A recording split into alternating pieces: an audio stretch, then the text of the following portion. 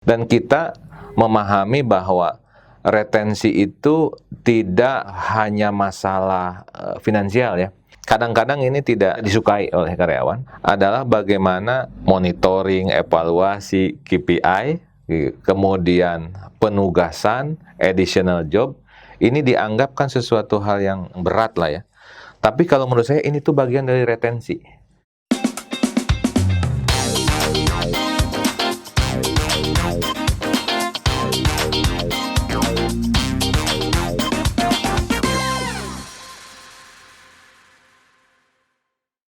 Halo pemirsa, selamat datang di podcast dari Redaksi Siswa, tempat kita ngobrol inspirasi seputar bisnis, HR, kepemimpinan, dan transformasi perusahaan. Saya, Joko Sugiyarsono, Wapemret Majalah Siswa, akan memandu acara kali ini.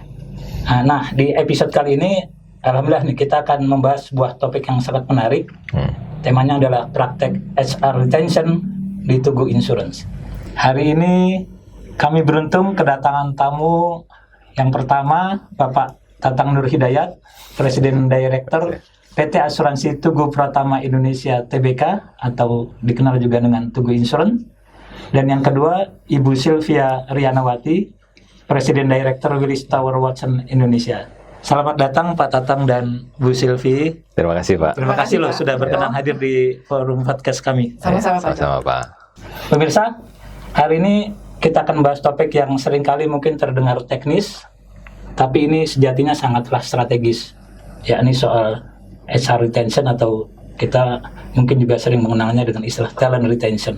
Atau intinya adalah bagaimana kita menjaga talenta-talenta terbaik perusahaan agar tetap bertahan dan mampu untuk berkontribusi yang terbaik bagi perusahaan.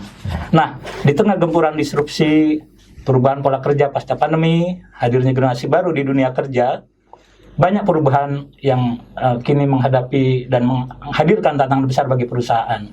Jadi, talent retention itu bukan hanya soal bagaimana perusahaan bisa merekrut talenta terbaik, tapi bagaimana mempertahankan mereka. Nah, talent retention juga bukan soal semudah perusahaan menaikkan gaji atau memberi bonus tahunan, tapi juga bagaimana bisa menjaga komitmen mereka, memperkuat ikatan emosional mereka, dan menjaga makna di antara karyawan dengan perusahaan. Karena pada akhirnya, karyawan yang bertahan bukan hanya karena kompensasi, tapi juga karena mereka merasa dihargai, berkembang, dan punya masa depan untuk tumbuh bersama-sama perusahaan. Jadi, bisa dibayangkan jika perusahaan terus kehilangan orang terbaiknya, maka strategi, inovasi, segala macam program-program terbaik yang dilakukan oleh perusahaan bisa tidak berguna atau bahkan justru bisa meruntuhkan perusahaan pelan-pelan dari dalam. Nah, jadi kita mungkin makin meyakini bahwa urusan talent retention atau HR retention itu bukan sekedar urusan divisi atau departemen HR, tapi juga menjadi urusan bisnis, urusan keberlanjutan sebuah perusahaan, bahkan menjadi urusan para petinggi perusahaan atau para CEO perusahaan. Baiklah, pemirsa, jangan lupa like, comment, subscribe, dan share podcast channel kita ini. Kita mulai diskusinya. Pertama saya mungkin akan nanya dulu nih sedikit pada Tatang ya. Siap, Pak. Pak Tatang, ini mungkin kita perlu diberitahu kira-kira apa itu, siapa itu Tugu Insurance, apa bidang bisnisnya. Baik, terima kasih Pak. Jadi Tugu Insurance itu atau PT Asuransi Tugu Pratama Indonesia adalah sebuah perusahaan asuransi umum di Indonesia yang sudah hadir 43 tahun, jadi usianya 43 tahun. Mirip dengan SUA nih yang kali ini ulang tahun yang ke-40 Pak ya. Jadi kita segenerasi berbeda 3 tahun Pak. Ya, jadi dan pemegang saham mayoritasnya adalah Pertamina, kemudian kita juga sejak 2018 sudah public company, TBK, di mana Pertamina hanya memiliki 58,5%, selebihnya adalah public gitu.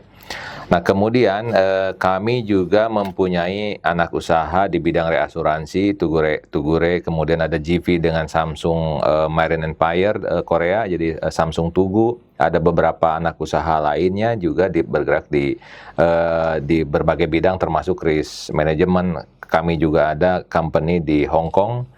Jadi kita sebuah grup, tidak hanya satu company. Nah, Tugu Insurance ini selama ini dikenal sebagai asuransi yang bergerak di bidang korporasi, khususnya oil and gas, karena tadinya kan anak dari Pertamina. Tetapi alhamdulillah dalam beberapa tahun terakhir kita juga bisa mengembangkan bisnis tidak hanya di oil and gas atau energi, tapi juga corporate bisnis yang lainnya, termasuk juga retail.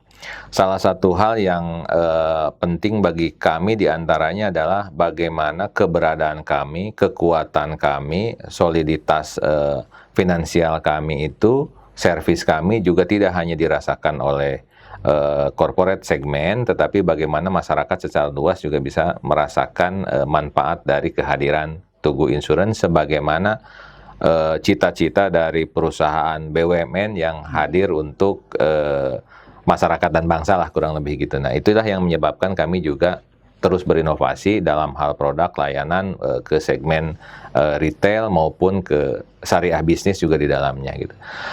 Kurang lebih itu Pak, dan alhamdulillah secara performance juga kami terus menunjukkan performance yang baik. Kami mempunyai visi untuk menjadi asuransi nomor 1 di Indonesia. Sampai saat ini mungkin belum, kami masih ada di 3 besar gitu ya. Dan tetapi ketika kami menginjak ke 3 besar, artinya semakin dekat ke visi kami untuk menjadi nomor 1, sehingga kami semakin bersemangat lah, kurang lebih gitu. Nah, ini Pak Tatang, visi untuk menjadi pemain asuransi terbesar ini kan satu goal yang luar biasa besar ya. Betul. Untuk mencapainya berarti kan Pak Tatang ini harus menyiapkan orang-orangnya menjadi orang terbaik. Atau juga bisa menarik menjadi tempat kerja terbaik buat talent-talent di luar yang ingin bergabung gitu ya. Betul. Nah, kira-kira apa tantangan yang terkait dengan bagaimana bisa menjadi employer of choice dari orang-orang di luar, atau juga bagi teman-teman yang sudah ada di dalam Tugu Insurance? Ya, memang kita memahami bahwa di bidang asuransi ini kan kita jasa. Ada 3 hal faktor utama yang mendukung pencapaian kinerja yang baik tadi, termasuk juga bagaimana mencapai visi nomor 3. Yang paling utama yang namanya jasa kan tentu orangnya, yang melayaninya, people-nya gitu ya. Yang kedua tentu karena kita bidang finansial, kekuatan finansialnya gitu ya. Kalau orangnya saja kan penggantian kerugian berupa finansial. Ya, jadi tentu financial strength-nya juga harus. Yang ketiga adalah proses bisnisnya, IT-nya, digitalisasi dan lain-lain, bagaimana itu simple, efektif, efisien gitu. Kita melihat bahwa 3 faktor ini yang sangat penting. Oleh karena itu, sebagai salah satu yang penting, kalau kita bicara financial strength, kita sudah dalam posisi financial strength yang bagus. Tinggal bagaimana kita bisa manage itu, leverage sehingga semakin baik ya. Nah, people ini juga satu tantangan ya, satu tantangan yang menarik. Karena bagi asuransi Tugu yang sudah hadir 43 tahun ini tentu heterogen isinya.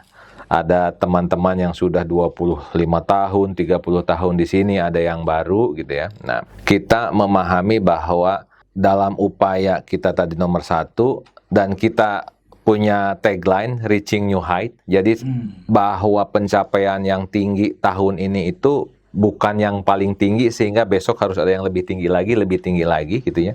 Selalu ada new height.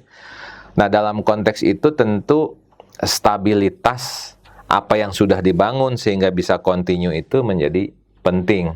Dalam konteks people, kami merasa bahwa people retention itu satu kesatuan utuh yang tidak bisa dipisahkan. Dan kalau bicara retention, tidak hanya bagaimana menahan.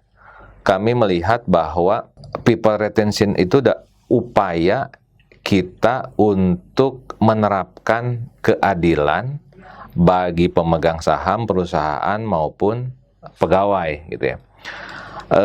Sebetulnya kan retention itu ujungnya dari people selection ya Bu ya.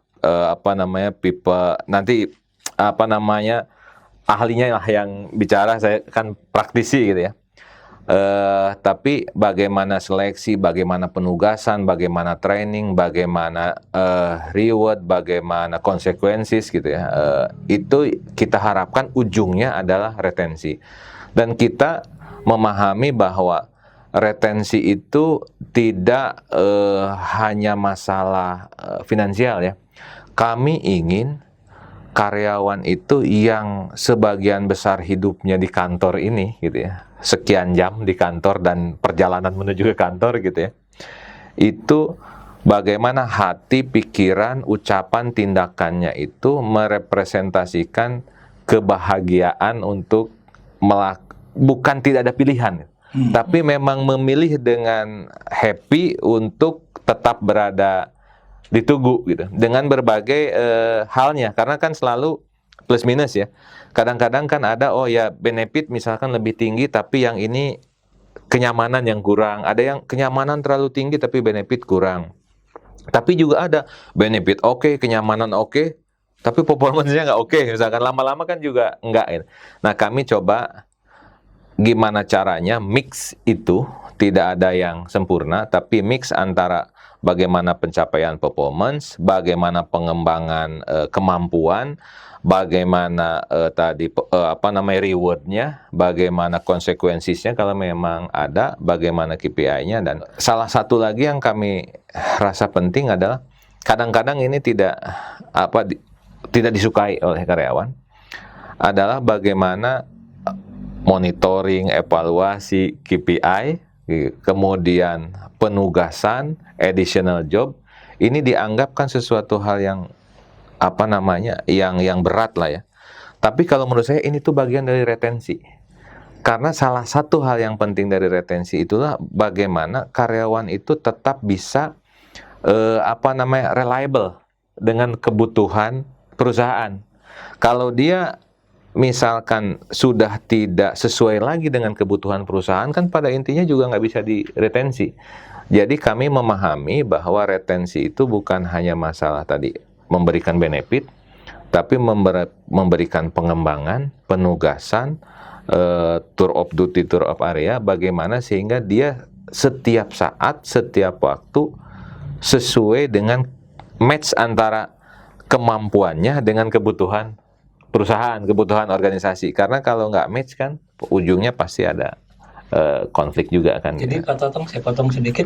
Itu retention itu bukan soal bagaimana memberikan benefit finansial ya, tapi juga tadi ada kesempatan-kesempatan untuk pengembangan diri. Betul. Diberikan pekerjaan menantang. Betul. Supaya kapasitasnya juga meningkat gitu ya. Kapasitas meningkat. Karena kalau sekarang misalkan gini, dia melakukan hal yang sama, dia hanya bisa itu saja. Kemudian gaji kita naikkan, bonus kita gedekan, lama-lama juga pasti nggak bisa lagi gitu ya. Orang tersebut lama-lama overpriced lah gitu ya, dibandingkan dengan tugas dan tanggung jawabnya. Jadi kan bagaimana kita bisa mengembangkan dia sehingga dia bisa memikul tugas dan tanggung jawab yang lebih besar sehingga benefitnya bisa lebih besar. Saya kira itu yang paling penting dibandingkan dengan reward saja. Ya, mungkin satu pertanyaan sebelum kita break ya. Kira-kira dalam pengalaman Bu Sylvie selama ini, apa tuh aspek-aspek yang masih sering luput mendapat perhatian dalam meretensi para talentnya gitu? Nah, jadi kadang-kadang yang masih suka luput itu adalah segmentasi, Pak. Nah, jadi sebenarnya itu tidak bisa istilahnya satu obat dimakan semua gitu ya. Nah, jadi kita juga harus lihat siapa yang high potensial gitu kan ya. Nah, jadi ada katakanlah di perusahaan-perusahaan itu dipisahkan. Misalnya ada posisi-posisi yang katakanlah core ataupun yang katakanlah non core gitu ya. Lalu di masing-masing core atau non core katakanlah itu ada yang high potensial. Nah, jadi ini bisa dikatakan contohnya untuk orang-orang yang bukan high potensial, misalnya market dibandingkan dengan market, dia mainnya di persental 50. Jadi persental itu adalah hitungan. Kalau misalnya minimum itu persental 0, maksimum itu persental 100, persental 50 itu adalah 50% dari pasar memberikan harga di angka tersebut. Nah, biasanya kalau katakanlah yang filosofi perusahaan mau di persental 50. Nah, untuk orang-orang yang segmented, yang high potensial, itu kita berikannya di persental 75. gitu kan. Itu dari sisi baik tadi guaranteed cash atau variable gitu ya Pak. Jadi orang tahu bahwa oke, karena saya bekerja lebih baik gitu ya, saya punya potensi yang lebih baik, saya juga dihargai lebih baik gitu kan. Nah, jadi kadang-kadang banyak perusahaan terutama misalnya yang masih tradisional gitu ya Pak, salary increase kasihnya general increase. Nah, jadi di sini diharapkan dengan adanya penetapan siapa yang hypo gitu, yang high potensial, salary matrixnya juga berbeda misalnya. Lalu variable pay-nya juga berbeda gitu Pak. Jadi orang bisa tahu bahwa semua orang jadi seperti berburu-buru ingin masuk ke dalam golongan hypo tadi Pak. Jadi memang performance appraisal-nya juga harus jalan ya. Betul. Nah itu juga jangan sampai misalnya kadang-kadang kan ada yang semuanya baik gitu ya, karena memang tidak ada bos yang suka menjadi bos yang katakanlah bos yang menilainya nggak baik gitu kan. Itu yang harus. Baik pemirsa, perbincangan semakin seru. Kita akan break sejenak, jangan kemana-mana karena masih banyak yang akan kita gali lagi dari Pak Tatang dan Bu Sylvie. Kita akan kembali setelah yang lewat berikut ini. Di setiap langkah kita mewujudkan harapan, selalu ada potensi ketidakpastian yang bisa terjadi sewaktu-waktu. Itulah kenapa kita membutuhkan perlindungan asuransi. Perlindungan asuransi secara khusus bertujuan mengelola risiko finansial akibat ketidakpastian yang bisa terjadi sewaktu-waktu. Untuk itu, pilih perusahaan asuransi yang tepat dan terpercaya dengan kualitas produk dan layanannya. Seperti Tugu Insurance, yang merupakan perusahaan asuransi umum terpercaya di Indonesia dengan berbagai pengalaman selama puluhan tahun, serta memiliki produk dan layanan yang beragam. Kunjungi website dan media sosial Tugu Insurance untuk tahu lebih lengkap mengenai produk perlindungan yang Anda butuhkan.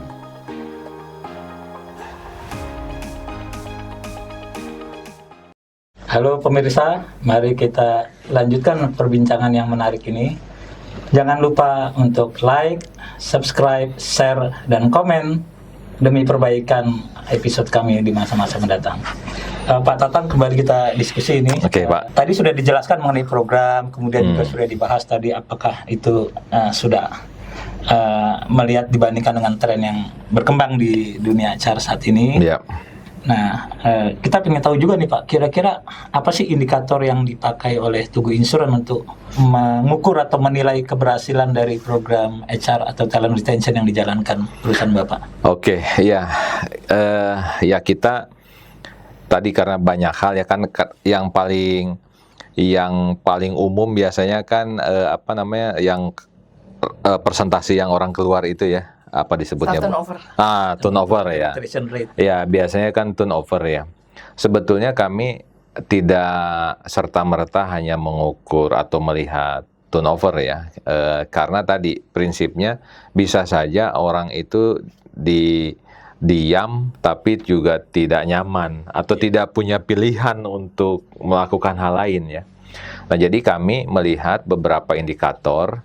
Pertama, kami melihat bagaimana teman-teman sudah memahami KPI-nya, sasarannya, beserta measurement-nya, dan bagaimana mereka merencanakan untuk bisa mencapainya. Di akhir kami lihat juga bagaimana apakah diskusi tentang pencapaian KPI ini positif atau negatif tone-nya gitu ya, antara orang dengan HR dengan atasannya. Semakin diskusinya positif, kami lihat berarti poinnya sudah bagus lah gitu, sudah pas lah gitu ya. Yang pertama itu. Kemudian yang kedua, kami juga kan melakukan misalkan workload analysis. Itu juga kami lihat bagaimana respon atas penerapan workload ini, sehingga orang misalkan kan bagaimana capping manpower, bagaimana perpindahan dan lain sebagainya dimaknai oleh teman-teman. Kemudian yang ketiga, kami lihat dari tadi reward punishment atas pencapaian KPI, baik itu KPI individu maupun KPI company. Kan nanti kita cascade KPI individu dari company dan pencapaian individu terhadap company gitu ya. Nah, kami lihat diskusinya, teman-teman surveinya gitu, bagaimana mereka memahami, menanggapi, merespon dari KPI perusahaan, KPI individu yang tercapai dengan reward yang didapat, gitu ya. Semakin banyak diskusi positif atau penerimaan atau masukan bahkan gitu, itu kami rasa semakin bagus. Tapi kalau misalkan sifatnya komplain yang tidak ada masukannya, berarti kan ini masih ada yang kurang pas. Baik mungkin kurang pas di KPI-nya di kaminya atau di orangnya gitu ya. Kemudian bagaimana orang juga bisa kita mendelivery message tentang misalkan bagaimana ketika orang dimutasi, ketika orang diberikan pelatihan, penugasan dan sebagainya. Termasuk juga kami mengukur efektivitas dari trainingnya. Kalau selama ini kan kita punya budget, kita ini kemudian juga misalkan dulu lebih ke ini sekarang jatahnya si ini, nanti jatahnya si ini, kita lebih ke sekarang siapa yang lebih membutuhkan, karena apa dia butuh, kemudian setelah itu dia mau diapakan dengan kemampuan itu gitu ya, bukan hanya si ini udah si ini belum gitu ya.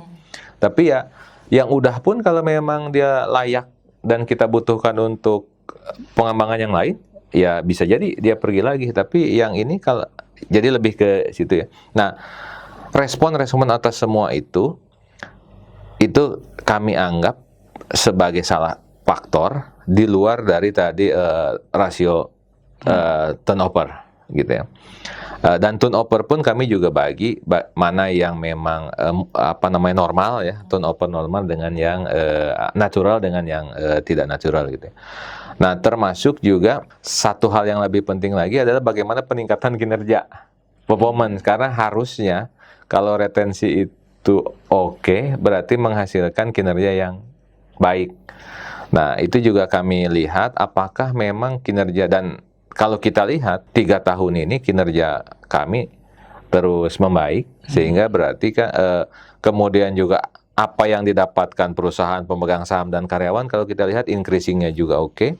Dan tadi yang Bu Silvi sampaikan tentang kenaikan misalkan general increase dengan performance increase lah gitu ya. Itu juga memang dari dulu kami punya rumus general dan performance increase. Tapi makin sini kami mulai geser general increase itu porsinya lebih kecil. Makin minim ya Pak? Makin minim gitu ya.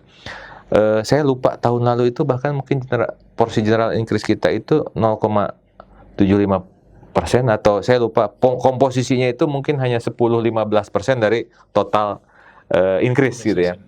Ya, jadi kita upayakan bahwa performance base ini makin ini, dan dengan orang happy atau senang atau mendapatkan increase yang lebih besar gara-gara performance increase ini, berarti kan program retensi kita berhasil. Orang tidak lagi mengharapkan general increase ya, tapi berlomba-lomba untuk mencari performance increase. Dan increase-nya juga ternyata kita naik. Tetapi juga kita bisa di satu hal di perusahaan kan karyawan ini kan fixed cost ya.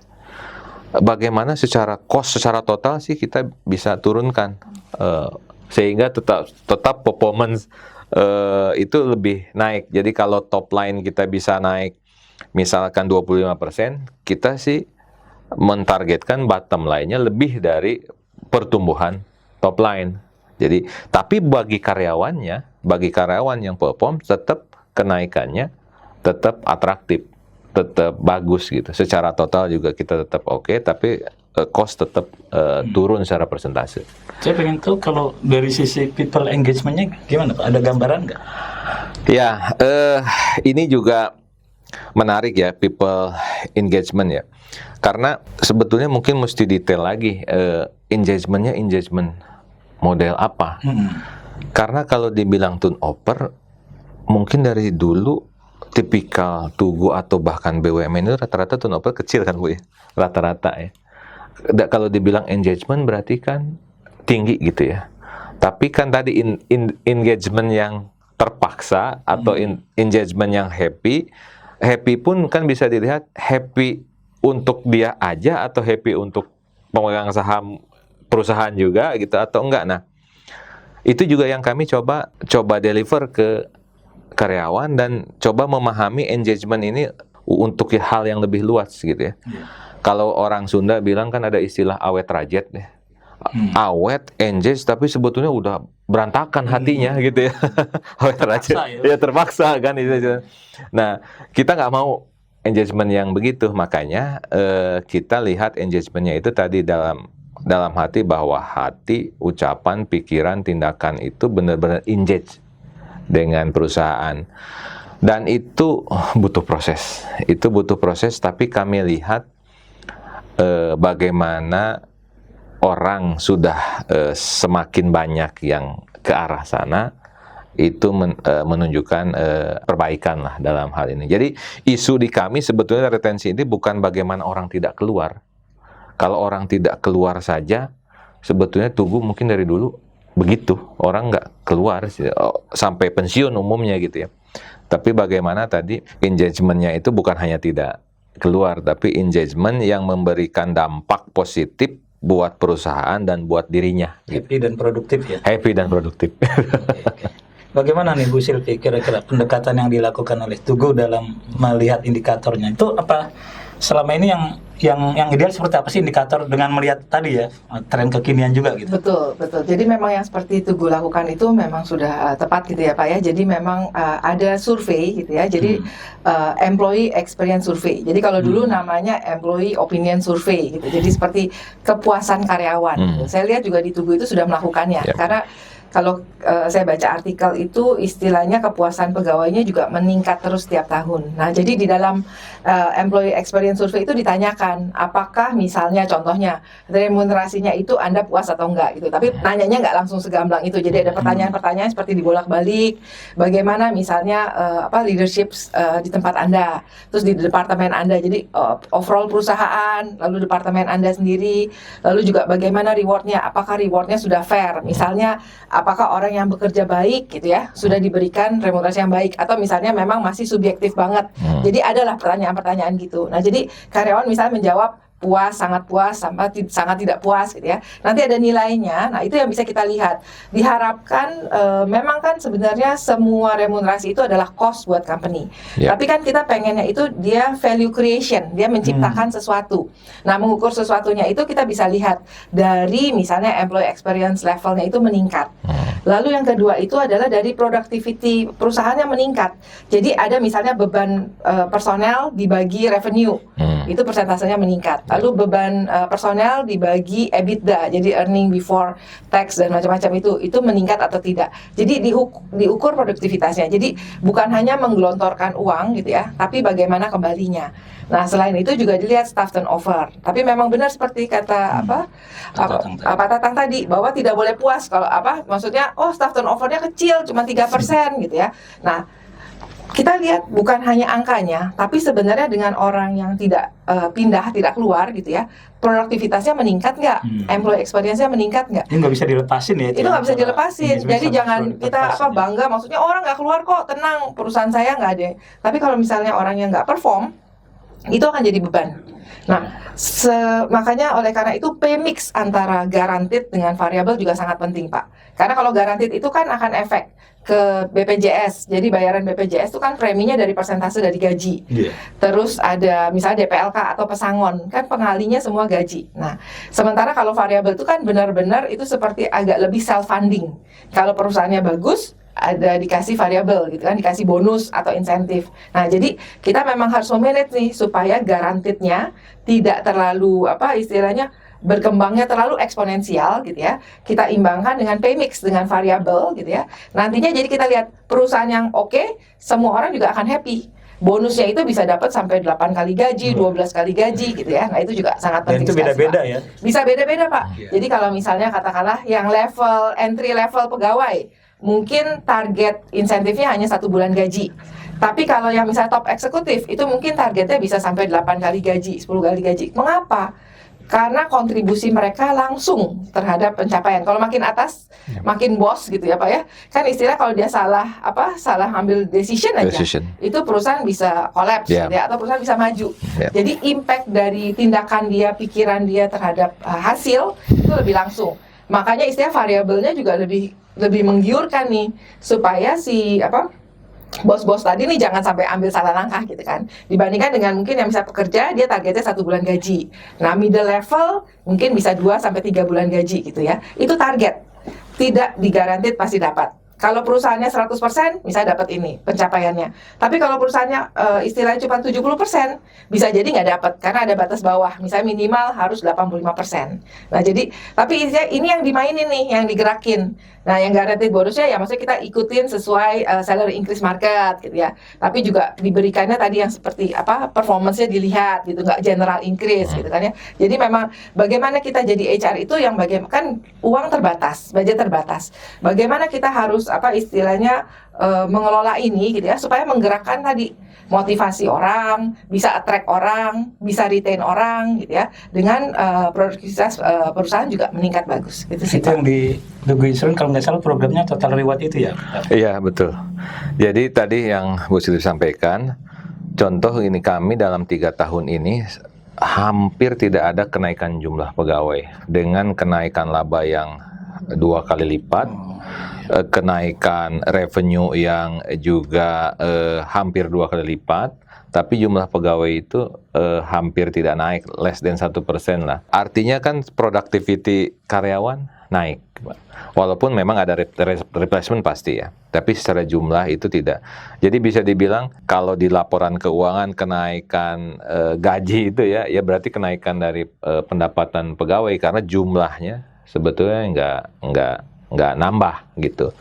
Nah, itu menunjukkan salah satunya bahwa produktivitas kita naik, berarti program-program retensi tadi kita mestinya berjalan lah gitu. Baik Pak, ini kira-kira ya tadi sudah jelas ya manfaat yang kita dirasakan oleh Tugu dari program Total Reward-nya. Kira-kira untuk 5 tahun ke depan ya, ini akan seperti apa nih dari sisi people dan culture ini? Oke. Yang terakhir ini yang paling berat Bu ya Pak, yang culture ini. Jadi kami berharap tentu sustainability dan kontinuitas dari apa yang sudah kita lakukan ini bisa berjalan sehingga menjadi habit, menjadi culture. Kami memahami bahwa perubahan yang baik sekalipun belum tentu bisa menjadi habit, belum tentu menjadi culture. Nah, oleh karena itu memang ke depan target kami adalah bagaimana yang sudah dilakukan sekarang, bagaimana mindset, open mindset, growth mindset dari pegawai, kemudian mau melakukan transformasi terhadap dirinya dan lingkungannya, termasuk timnya, bagaimana program-program yang sekarang sudah jalan dalam konteks retention tadi, itu bisa dimaknai sebagai secara alami, sehingga menjadi culture di perusahaan. Nah, kalau itu bisa dilakukan, maka sustainability dari growth-nya company juga mungkin bisa dilakukan. Paling besar PR-nya itu Pak. Kami tidak berharap bahwa ini itu hanya periodik gitu ya. Kemudian periode nanti ke depan menjadi hal yang berbalik misalkan gitu kan. Nah, di kita terus terang tantangan yang paling besar itu kan di semua organisasi saya kira ya Bu ya, bukan bagaimana mengimplementasikan. Merencanakan adalah sesuatu hal yang lebih mudah daripada mengimplementasikan, tapi bagaimana mengculturekan yang sudah diimplementasikan, saya kira tantangan yang lebih lagi gitu. Baik, Pak Tatang, Bu Silvi, ini sebenarnya diskusi kita menarik ya, cuma kita dibatasi waktu ini setengah jam. Diskusi kita sebenarnya nggak cukup nih, tapi kita harus akhiri. Tapi sebelum kita akhiri, seperti biasa, saya akan minta closing statement dari Pak Tatang dan Bu Silvi. Ya, closing statement dari saya mungkin ada 2 hal. Pertama, bagi kami, bagi pemimpin perusahaan, leader, tentu hal yang sangat berat itu adalah bagaimana kami bisa menerapkan semua hal program itu kan dengan berkeadilan. Nah, kami memahami bahwa keadilan itu bukan hanya berbuat baik, tapi berbuat proporsional ya. Nah, sehingga semua turunan program kerja dan implementasinya itu adalah bagaimana dapat kami lakukan secara proporsional, bukan hanya baik dalam tanda kutip ya. Baik harus, tapi tidak cukup gitu, proporsional. Itu satu hal. Kemudian yang kedua, kami juga tentu mengajak dan berharap untuk karyawan dapat open mind, dapat berpikir dengan jernih setiap hal ini, apapun itu, untuk dipikirkan bagi dirinya seperti apa, bagi lingkungannya seperti apa, bagi perusahaan seperti apa, sehingga saya berharap karyawan itu tidak terpaksa, tidak terjebak. Kita dilahirkan bebas untuk mempunyai pilihan, termasuk juga pilihan dalam karir, pilihan perusahaan, dan sebagainya. Dan kalau memilih di Tugu, maka harus dipilih dengan hatinya, pikiran, ucapan, dan tindakan, sehingga menghasilkan performance yang luar biasa, yang baik bagi company, terutama bagi dirinya sendiri. Saya kira itu dari saya. Baik, jadi kita harus lihat bahwa perusahaan itu kan mempunyai visi. Misalnya katakanlah seperti Tugu mau menjadi nomor satu ya Pak ya. Nah jadi itu kita turunkan menjadi HR strategi. Jadi HR strateginya misalnya harus merekrut atau meretain orang-orang seperti apa. Kita turunkan lagi menjadi reward strategi. Jadi reward strateginya itu misalnya kita mau filosofinya di mana. Apakah kita mau di persental 50 atau mau di persental 75? Apakah kita mau segmentasi, ada yang high potensial dan yang katakanlah yang bukan high potensial gitu ya. Lalu apakah misalnya compensation, cash saja, benefit, karir, learning and development, lalu juga misalnya katakanlah work-life balance. Jadi ada organisasi yang misalnya juga mengadakan katakanlah bantuan bagi keluarganya yang sakit gitu ya. Nah jadi semua itu harus kita pikirkan, karena kita memang harus melihat, menyesuaikan budget dengan apa hasil yang kita dapatkan. Jadi kalau misalnya perusahaannya ingin tumbuh lebih baik gitu ya, budget HR-nya mungkin menambahkannya tidak double gitu ya, bagaimana kita mengelola ini juga harus kita perhatikan. Jadi penting sekali untuk memiliki total reward strategi yang baik. Terima kasih. Demikian pemirsa perbincangan kita yang menarik ini. Semoga kami harapkan diskusi kita ini juga bisa memberi manfaat bagi para pemirsa. Jangan lupa untuk terus menyimak informasi, riset, dan analisis bisnis yang ada di majalah SWA, yang bisa dibeli di platform-platform e-commerce dan diunduh di Gramedia Digital, serta juga bisa terus menyimak apa yang ada di portal Swako ID untuk mendapatkan berita-berita bisnis terkini. Jangan lupa juga berikan like, subscribe, share, and comment demi perbaikan podcast kami di episode selanjutnya. Sampai jumpa pada episode lainnya yang tak kalah menariknya. Salam. Assalamualaikum warahmatullahi wabarakatuh. Salam. What will your tomorrow look like? For almost 2 centuries, WTW has helped smart people answer that question and creatively solve their people, risk, and capital challenges. When you work shoulder to shoulder with the right team and you have the right data, insights, and perspective, you reveal a world of opportunity, endless possibilities to explore. Turns out, with all that opportunity, it's choosing where to focus, what moves to make, that becomes the challenge. We bring you that clarity of vision paired with action, the partnership and persistence to see it through. Examine every angle. Push for a more elegant solution. Shake things up. Get more precise. Find smarter ways to risk. And use every kind of intelligence to seize your advantage. So what will your tomorrow look like? WTW. Perspective that moves you. Di era di mana teknologi informasi dan komunikasi berkembang pesat, transformasi digital memaksa kita memahami alur informasi yang tersebar cepat melalui jaringan internet. Membaca berita melalui gawai pribadi kini menjadi rutinitas harian bagi banyak orang. Selain memperoleh informasi terbaru, membaca berita juga menambah wawasan dan melindungi kita dari hoax. Menyadari pentingnya informasi yang akurat dan inspiratif, SWA.co.id hadir menyajikan kabar bisnis dan ekonomi terkini. SWA.co.id adalah portal bisnis yang menyediakan berbagai informasi terkait pemasaran bisnis, manajemen, CSR, aksi korporasi, tata kelola perusahaan, profil bisnis pengusaha dan profesional, investasi pribadi, teknologi informasi, wawancara eksklusif dengan CEO, serta data penelitian. Kami tidak hanya menyajikan berita terkini, tetapi juga pembelajaran dari para pebisnis sukses, kisah perusahaan yang menginspirasi, strategi manajemen, pemasaran efektif, penciptaan kesuksesan bisnis, kewirausahaan, pengembangan karir, dan cerita sukses anak muda dalam berbisnis. SUA.co.id hadir di berbagai platform.